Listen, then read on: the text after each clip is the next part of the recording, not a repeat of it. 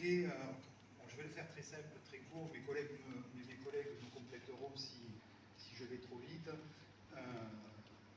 On a conclu que finalement, la fonction de directeur, là où elle avait évolué, la fonction de cadre, là où elle avait évolué sur trois axes. Le premier, je vais essayer de les prendre dans l'ordre, parce que souvent je les prends dans le désordre.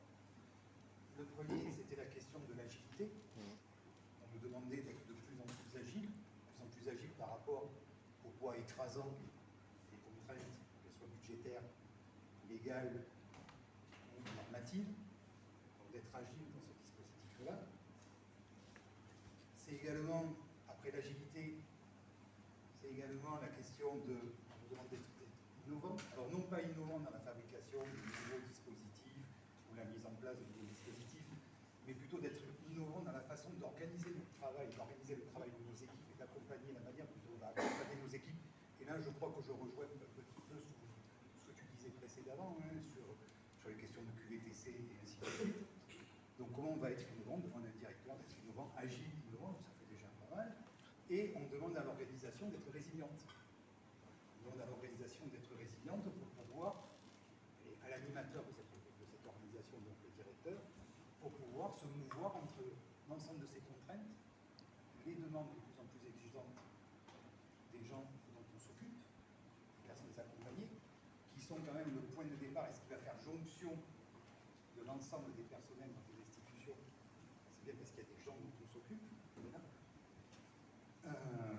Et je finirai finalement par dire que si on veut répondre à ces enjeux, c'est la question de la démarche collaborative, d'avoir des organisations collaboratives intelligentes et adaptatives. Donc ça, c'est toute la finesse de nos métiers. Alors on ne demande pas d'être forcément des experts, on sait bien le faire, mais on doit être aussi des passeurs, je cherche le mot, en tous les cas, des personnes qui permettent le lien, des facilitateurs. On doit être des facilitateurs aussi avec les équipes. Et ça, je crois que c'est l'avenir de mon métier. C'est ce qu'on nous demande. J'ai été fidèle. Oui. Non, j'ai oublié une seule peut-être. L'ouverture vers l'extérieur. C'est-à-dire l'ouverture vers l'extérieur, c'est-à-dire que les structures soient ouvertes à notre environnement. On nous demande aussi d'être ouverts sur notre environnement.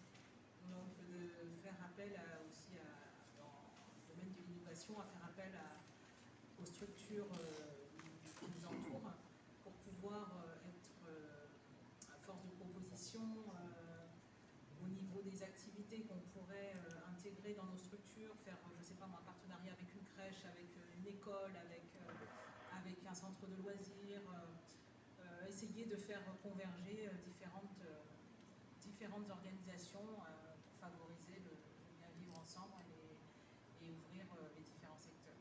Voilà. Je pense que ça va faire partie de nos missions dans les prochaines années et on ne sera plus en vase clos. Je crois que pour finir, ce qui a profondément modifié nos métiers, les uns les autres, c'est que l'on fait avec les gens. On fait avec des personnes accompagnées. On ne le faisait pas précédemment. On le faisait avec des équipes de salariés. Là, on le fait avec les équipes de salariés et les personnes qu'on accompagne. Donc ça modifie complètement nos postes. Je crois que la grande transformation est là.